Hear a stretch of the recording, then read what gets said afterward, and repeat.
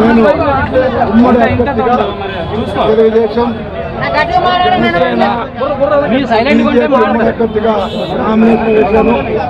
ఈ నామినేషన్ ప్రక్రియకు అశేష జనవాహిని వచ్చినటువంటి విశాఖపట్నం సౌత్ ప్రజలందరికీ నా హృదయపూర్వకమైన ధన్యవాదాలు. నన్ను ఆశీర్వదించడానికి వచ్చిన ప్రతి ఒక్కరికి మనస్ఫూర్తిగా ధన్యవాదాలు.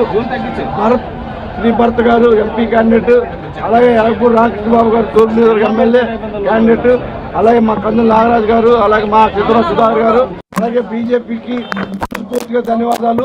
సౌత్ని విశాఖపట్నంలో మొట్టమొదటి గిఫ్ట్గా నేను ఇస్తానని చెప్పేసి హామీ ఇస్తా ఉన్నా.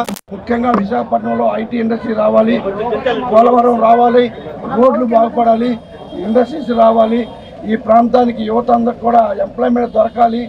కాలుష్యం నుంచి సౌత్ను కాపాడాలని చెప్పేసి ప్రజలు కోరుకున్నారు. కాబట్టి ఖచ్చితంగా వాళ్ళ కోరికలన్నీ కూడా తీరుస్తానని చెప్పి హామీ ఇస్తూ నన్ను ఇంతగా ఆచరించే ప్రజలందరికీ పేరు పేరు మనస్ఫూర్తిగా ధన్యవాదాలు.